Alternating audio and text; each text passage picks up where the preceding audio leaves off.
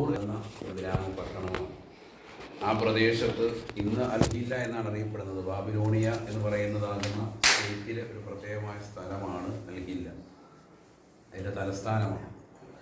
ബഹുമാനപ്പെട്ടതാകുന്ന ഇബ്രാഹിം നബി അലൈഹിസ്സലാം ചരിത്രത്തിലെ ഏറ്റവും വലിയ ഇതിഹാസ പുരുഷനാണ്. നമുക്കെല്ലാവർക്കും അറിയാം. പരിശുദ്ധമായ ഖുർആനിൽ അല്ലാഹു സുബ്ഹാനഹു വ തആല മുത്തുനബി സല്ലല്ലാഹു അലൈഹി വസല്ലം തങ്ങളോട് ഒരാളുടെ ചര്യ നിങ്ങൾ പിൻപറ്റണം എന്ന് പറഞ്ഞിട്ടുണ്ട് എങ്കിൽ അത് സയ്യിദുനാ ഇബ്രാഹിം നബി അലൈഹിസ്സലാം ചര്യ മാത്രമാണ്. വത്തബിഉ മില്ലത ഇബ്രാഹിം ഹനീഫ.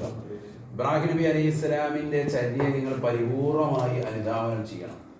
ഹനീഫൻ എന്ന് നമ്മുടെ നാട്ടിൽ ചില ആളുകൾക്ക് പേര് വെച്ചിട്ടുണ്ട്. ഹനീഫ എന്നൊക്കെ പേര് വെക്കും. ഹനീഫ എന്ന് പറഞ്ഞാൽ എന്താ അർത്ഥം? വള്ളി വ്യത്യാസമില്ലാതെ മറ്റുള്ള മതങ്ങളുടെ ആശയ ആദർശങ്ങളിൽ നിന്ന് പരിപൂർണമായി മാറി ഇസ്ലാം മതത്തെ പരിപൂർണമായി മുറുകെ പിടിക്കുന്നവർക്കാണ് ഹനീഫ് എന്ന പദം പറയുന്നത്. മനസ്സിലായില്ലേ? ആ ഒരു അർത്ഥം എന്ന് പറയുന്നത് വിശാലമായ അർത്ഥമാണ്. അപ്പോൾ അങ്ങനത്തെ ഒരു പേരാണ് ആർക്കുള്ളത്? ബഹുമാനപ്പെട്ടതാകുന്ന ഇബ്രാഹിം നബി അലൈഹി സ്വലാമിന് അള്ളാഹ് തന്നെ ചാർത്തി കൊടുത്ത പേരാണ്. അള്ളാഹു തന്നെ വെച്ചു കൊടുത്ത പേരാണ് ഹനീഫനാണ്. എന്ന് പറഞ്ഞാൽ മറ്റുള്ള മതങ്ങളുടെ ആശയ ആദർശങ്ങളിൽ നിന്ന് പരിപൂർണമായി വ്യതിചലിച്ച് ഇലാഹി ചിന്തയിൽ പരിപൂർണമായി ഒഴുകി ജീവിച്ച വ്യക്തിയാണ് സയ്യിദുനാ ഖലീലുല്ലാഹി ഇബ്രാഹിം അലൈഹിസ്സലാം. അതുകൊണ്ട് തന്നെയാണ് അല്ലാഹു സുബ്ഹാനഹു വ തആല ഖലീലാക്കിയത്. അല്ലാഹുവിന്റെ ഖലീൽ എന്ന് പറഞ്ഞ അർത്ഥം ഉറ്റ ചങ്ങാതി എന്നാണ്. അങ്ങനത്തെ ഒരു പദപ്രയോഗം വേറെ ലോകത്ത് വേറെ ആർക്കും അല്ലാഹു നൽകിയിട്ടില്ല, വേറെ ഒരാൾക്കും ബന്ധപ്പെട്ടിട്ടുമില്ല.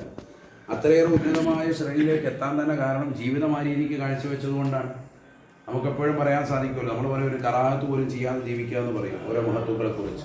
ഇത് അത്രയേറെ ഉന്നതമായ ജീവിതം അദ്ദേഹം കാഴ്ചവെച്ചു എന്ന് മാത്രമല്ല, ഖുർആനിലൊരു ആയത്തുണ്ട്, ഇത് ഖാല ലഹു റബ്ബുഹു അസ്ലിം. ബഹുമാനപ്പെട്ടവരോട് പറയാണ്, നിങ്ങൾ എനിക്ക് വഴിപ്പെട്ട് ജീവിക്കണേ എന്ന് ബഹുമാനപ്പെട്ട ഇബ്രാഹിം നബി അലൈഹി സ്വലാമിനോട് ഇബ്രാഹിം നബി അലൈഹി സ്വലാം കൊടുത്തൊരു മറുപടിയുണ്ട്, അസ്ലംതു ലില്ലാഹി റബ്ബിൽ ആലമീൻ. വാക്കാണോ പറഞ്ഞത്? അതേ വാക്കിട്ട് തിരിച്ചു പറയാണ്, അസ്ലംതു ലില്ലാഹ്, അള്ളാഹുവിന് ഞാൻ പരിപൂർണമായി വഴിപ്പെട്ടിരിക്കുന്നു, റബ്ബിൽ ആലമീൻ, സർവ്വലോക സംരക്ഷകനായ അള്ളാഹുവിന് ഞാനിതാ പരിപൂർണമായി വഴിപ്പെട്ടിരിക്കുന്നു എന്നുള്ള വചനമാണ് അദ്ദേഹം തിരിച്ചു കൊടുത്തതെന്ന് പരിശുദ്ധമായ ഖുർആൻ. മാത്രമല്ല അദ്ദേഹത്തിന് ധാരാളം പരീക്ഷണങ്ങൾ അള്ളാഹു നൽകി. വർഷങ്ങളോളം അദ്ദേഹം മക്കളില്ലാതെ വിഷമിച്ചു. സാലിഹായ മകനെ തരണേ എന്ന് പടച്ച റബ്ബിനോട് എപ്പോഴും ദുആ ചെയ്യും, റബ്ബി ഹബ്ലി മിനസ് സാലിഹീൻ. സാലിഹായ ഒരു സന്താനത്തെ അവസാനം ആദ്യമായി അള്ളാഹു അദ്ദേഹത്തിന് കൊടുത്ത മകനാണ് സയ്യിദുനാ ഇസ്മായിൽ അലൈഹിസ്സലാം.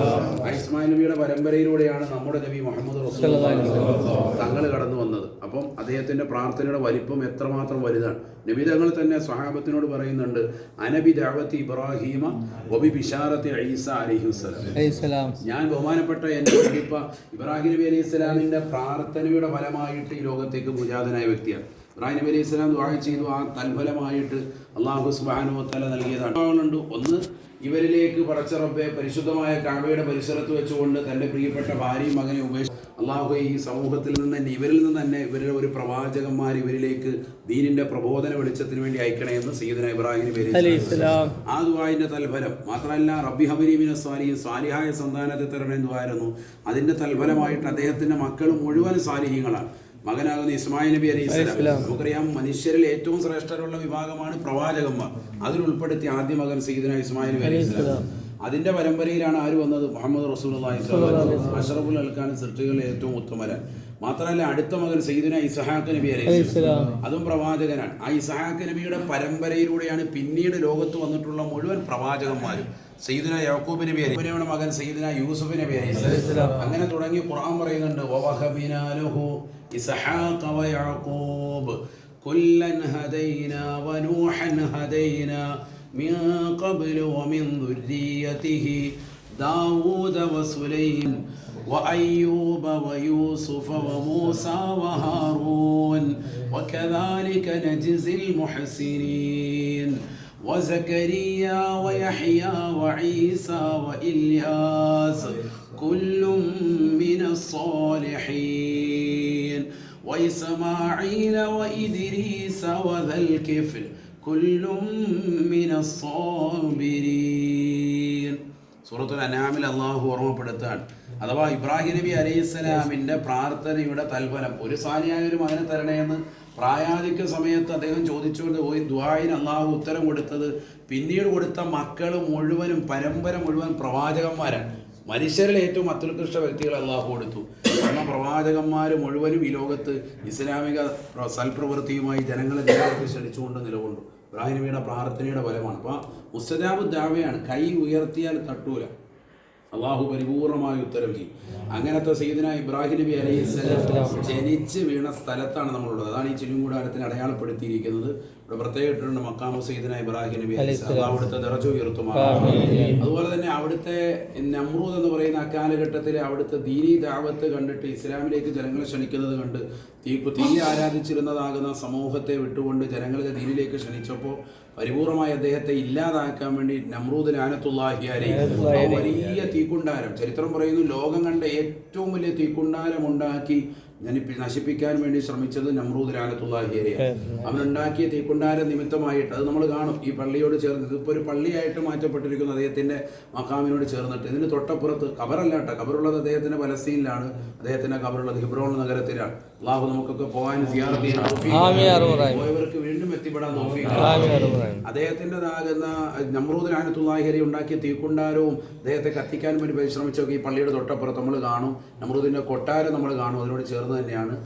ആകാശം മുട്ടെ വലിയ തീപ്പന്തമാണ് പോയിക്കൊണ്ടിരുന്നത്. തീയുടെ കനലുകൾ മുകളിലൂടെ ഒരു പറവ പറന്നു പോയാൽ അതിൻ്റെ ചിറക് കഴിഞ്ഞ് അതിലേക്ക് വീഴുമായിരുന്നു. അത്രയേറെ വലിയതാകുന്ന തീയായിരുന്നു ഇട്ടിരുന്നത് എന്ന ചരിത്രം. മാത്രമല്ല ഓരോ സ്ത്രീകളടക്കം പ്രായമുള്ളവരടക്കം കാലഘട്ടത്തിലെ തീ ആരാധിക്കുന്ന ആളുകളും നേർച്ച നേരുമായിരുന്നു. ഇതിലേക്കുള്ളതാകുന്ന വിറക് നേർച്ച നേരുകയാണ്. ദിവസങ്ങളോളം ഇട്ട് കത്തിച്ചിട്ടാണ് അതിലേക്ക് ബഹുമാനപ്പെട്ടതാകുന്ന ഇബ്രാഹിം നബി അലൈഹിസ്സലാമിനെ ഇട്ടതെന്നാണ്. ഇബ്രാഹിം നബി അലൈഹിസ്സലാമിന് അവസാനം അടുത്തേക്ക് കൊണ്ട് ഇടാൻ പറ്റുന്നില്ല, കാരണം അത്രയേറെ തീ വ്യാപിച്ചിരിക്കുകയാണ്. നമുക്കറിയാം ഇപ്പോൾ ഒരു അടുപ്പിൽ നല്ലതുപോലെ ചെമ്പിൽ ബിരിയാണി വെക്കുന്ന ഒരു മനുഷ്യനെ സംബന്ധിച്ചിടത്തോളം അടുത്ത് നിൽക്കുമ്പോൾ എത്രയാണ് ചൂട്. ഇത് ഇത്രയും വലിയൊരു നഗരത്തിൽ പൂർണ്ണമായിട്ടിട്ട് വലിയ ഒരു തീക്കുണ്ടാരം ഉണ്ടാക്കുമ്പോൾ അടുത്തോട്ട് എടുക്കാൻ പറ്റില്ല. അപ്പോൾ ഇബ്ലീസ് വന്നുകൊണ്ട് തന്നെ നമ്രൂദിനോട് ഉത്ബോധനം കൊടുത്തു എന്നാൽ ഇബ്ലീസിന്റെ ഭാഗത്ത് നിന്ന് തന്നെ ഒരു പെട്ടിയിലാക്കിയിട്ട് അങ്ങോട്ടേക്ക് വലിയ അമ്പോ എന്തെങ്കിലും വെച്ചിട്ട് അത് രീതിക്ക് അങ്ങനെ അതോട്ട് വലിച്ചെറിഞ്ഞതാണ്. അടുത്തേക്ക് പോകാൻ പറ്റുന്നില്ല ആളുകൾക്ക്, അത്ര വലിയ തീക്കുണ്ടാരാണ്. ഇങ്ങനെ ഇട്ടിട്ട് പോലും പരിശുദ്ധമായ ഖുർആൻ പറയുന്നുണ്ട്, ഖുൽ യാ നാറു കൂനി ബർദൻ വസലാമൻ അലാ ഇബ്രാഹിം. ഇബ്രാഹിം നബിക്ക് പരിപൂർണമായ സംരക്ഷണമാകണം, എയർ കണ്ടീഷൻ റൂമാക്കി മാറ്റണം എന്ന് പറയാം. AC-ക്കുള്ളിൽ കഴിയുന്ന പോലെ ഇബ്രാഹിം നബി അലൈഹി സ്വലാം യാതൊരു പ്രശ്നമില്ല, ആ തീക്കനൽ ഏറ്റുകൊണ്ട് യാതൊരു ബുദ്ധിമുട്ടും ഇല്ലാതെ സന്തോഷവാനായി ബഹുമാനപ്പെട്ടവർ ഇറങ്ങി വരുന്നത് കാണുകയാണ്.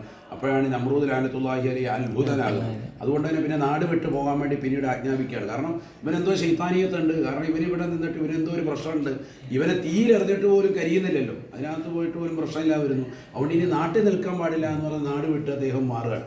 അങ്ങനെയാണ് പിന്നെ ഷാമിലേക്ക്, ഫലസ്തീനിലേക്ക്, വ്യത്യസ്ത രാജ്യങ്ങളിലേക്ക്, മക്കയിലേക്ക് ദീനീ ദഅവത്തിന്റെ മേഖലയുമായി ബന്ധപ്പെട്ടുകൊണ്ട് ഇബ്രാഹിം നബി അലൈഹി സ്വലാം പരദേശിയായിട്ട് രാജ്യങ്ങൾ വിട്ടുകൊണ്ട് യാത്ര തിരിക്കുന്നത് പിന്നീടാണ്. ഏതായിരുന്നാലും ഇബ്രാഹിം നബി അലൈഹിസ്സലാമിനെ അത്രയേറെ വേദനിപ്പിച്ച, ലോകം കണ്ട ഏറ്റവും വലിയ തീക്കുണ്ടാരമുണ്ടാക്കി പ്രയാസപ്പെടുത്തിയ നമ്രൂദ് ലഅനത്തുല്ലാഹി അവന്റെ കൊട്ടാരം നമുക്കിന്ന് തൊട്ടടുത്ത് തന്നെ കാണാം. അങ്ങോട്ടേക്ക് അകത്തോട്ട് പ്രവേശനമില്ലെങ്കിലും അടുത്ത് നമുക്ക് പോകാൻ പറ്റും. അപ്പോൾ ഇൻഷാ അല്ലാഹ് അത് കാണാൻ പറ്റും. അതുപോലെ തന്നെ ആ നമ്രൂദ് ലഅനത്തുല്ലാഹി അലൈഹി അവസാനം അവന്റെ മരണം ചരിത്രം രേഖപ്പെടുത്തുന്നത് ഒരു വിഷത്തിനാലുള്ളതാകുന്ന ഒരു കൊതുക്, ഒരു ഈച്ച അവന്റെ മൂക്കിനുള്ളിലൂടെ കയറിയതാണ്. മൂക്കിനുള്ളിൽ കയറിയ തലച്ചോറ് തിന്നു തീർക്കാണ്. അല്പാൽപ്പമേ തിന്നുള്ളൂ, ഉള്ളിലേക്ക് കയറിയിട്ട് ഇങ്ങനെ അല്പാൽപ്പമായിട്ട് ഇതിങ്ങനെ തിന്നുന്ന സമയത്ത് ഒരു വേദന കൊണ്ട് നിൽക്കാൻ വയ്യ. അങ്ങനെ ഇവനാകെ പ്രയാസപ്പെടാൻ, ഇതിങ്ങനെ അകത്തോട്ട് ഓടിക്കളിക്കുന്നത് ഇതാക്കുന്നത്, ഇറക്കാൻ ഒരു രക്ഷയില്ല. നാട്ടിലുള്ള വലിയ വിശങ്കരന്മാർ, വലിയ ഡോക്ടർമാരൊക്കെ വന്ന് ചികിത്സ നേടുന്നു, എന്തെല്ലാം മരുന്നൊഴിച്ചിട്ടും ഇറ്റിച്ചിട്ടും ഇത് പുറത്തു വരുന്നില്ല, യാതൊരു രക്ഷയില്ല. കാരണം റബ്ബ് വിട്ടിരിക്കുകയാണ്, ഒരു വലിയ അവന് ശിക്ഷയായിട്ട് ഇറക്കിയിരിക്കുകയാണ്. അവസാനം ഇവൻ്റെ തലച്ചോറ് ഒരല്പാൽപ്പമായി തിന്നു. ഇവന് വേദന ശമിക്കണമെങ്കിൽ എവിടെയെങ്കിലും കൊണ്ട് തലയിങ്ങനെ ഇടിക്കണം, കൈകൊണ്ട് തട്ടി ആദ്യം നോക്കി, അപ്പോൾ ഒരു ആശ്വാസം കിട്ടുന്നുണ്ട്. പിന്നെ ആ തട്ടലൊന്നും മതിയാവുന്നില്ല, അപ്പോൾ പരിചാരകരെ നിർത്തിയിട്ട് വടി കൊണ്ട് തലയ്ക്കിങ്ങനെ അടിപ്പിക്കുക. ഇങ്ങനെ അത് തന്നെ പരിപാടി. 400 വർഷം അത് തുടർന്നു എന്ന് അൽബിദായ വന്നിഹായ പോലെയുള്ള ഗ്രന്ഥങ്ങളിൽ കാണാം. 400 വർഷം നിരന്തരമായിട്ട് തുടങ്ങാൻ. 4000 വർഷം ജീവിച്ച് മുമ്പ് മരണപ്പെട്ടുപോയ മഹത്തുക്കളാണ് സയ്യിദുനാ ഇബ്രാഹിം നബി അലൈഹിസ്സലാം. അവരെ പ്രയാസപ്പെടുത്തി നമ്രൂദ് അക്കാലഘട്ടത്തിൽ തന്നെ 400 വർഷത്തോളം ഈ വിഷമാകുന്ന ഈ ഈച്ച അതിൻ്റെ ഉള്ളിൽ കിടന്നിട്ട് ഇതിങ്ങനെ പ്രയാസപ്പെട്ട് കാർന്ന് നിന്ന് അവസാനം അതിരാൽ ഇവൻ്റെ തല ഇങ്ങനെ പരിചാരകർ അടിച്ചടിച്ച് ഈ അടിയുടെ ആഘാതത്താൽ തല പൊട്ടി ചിതറിയിട്ടാണ് ഇവൻ മരണപ്പെട്ടു പോകുന്നത്. കാരണം ഓരോ ദിവസം കഴിയുന്നതോറും അടിയുടെ ശക്തി കൂട്ടണം, എങ്കിലും ഇവന് ആശ്വാസം കിട്ടുന്നുള്ളൂ. ഇതിങ്ങനെ വല്ലാതെ പ്രയാസപ്പെടാൻ. അങ്ങനെ ഇഞ്ചിഞ്ചായിട്ടാണ് അള്ളാഹു സുബ്ഹാനഹു വ തആല അവനെ കൊന്നത്. എന്ന് പറഞ്ഞാൽ അള്ളാഹുവിൻ്റെ ഏറ്റവും വലിയ ഉറ്റ ചങ്ങാതിയായി ദീനനുസരിച്ചുകൊണ്ട് ജീവിച്ച ഇബ്രാഹിം റബ്ബുഹു ബി കലിമാത്തിൻ ഫഅതമ്മഹുന്ന എന്നാണ് ഖുർആൻ പറഞ്ഞത്. ഒരുപാട് കാര്യങ്ങൾ കൊണ്ട് പരീക്ഷിച്ചപ്പോൾ അതിലൊക്കെ പരിപൂർണമായി ശിരസ വഹിച്ച് അതൊക്കെ പൂർത്തീകരിച്ചതാകുന്ന ഇബ്രാഹിം നബി അലൈഹി സ്വലാമിനെ അള്ളാഹു ഉറ്റ ചങ്ങാതിയായിട്ട് ഏറ്റെടുത്ത വ്യക്തിയാണ്. ആ ചങ്ങാതിയെ വേദനിപ്പിക്കുമ്പോൾ ഉണ്ടാകുന്ന ബുദ്ധിമുട്ട് റബ്ബിന് ഏറ്റവും വലുതാണല്ലോ. അതുകൊണ്ട് തന്നെ റബ്ബ് അതനുസരിച്ച് തന്നെ തക്കതായി ശിക്ഷ നൽകി അവനെ എന്നേക്കുമായി ലോകത്ത് നിന്ന് ഇല്ലാതാക്കിയത് കേവലം നമ്മളൊക്കെ ഇങ്ങനെ ആട്ടിയാൽ ഓടുന്നതാകുന്ന ഈച്ചയെ വിട്ടിട്ടാണ് അവനെ ഇല്ലാതാക്കിയത് നമ്മൾ മനസ്സിലാക്കണം. റബ്ബിന് അങ്ങനെയാണ്. നമ്മളെ തീർക്കണമെങ്കിൽ, അഹങ്കാരിയാകുന്ന മനുഷ്യനെ തീർക്കണമെങ്കിൽ റബ്ബിന് നിസ്സാര കാര്യം മതി. വലിയ സംഭവമൊന്നും റബ്ബിന് വേണ്ട.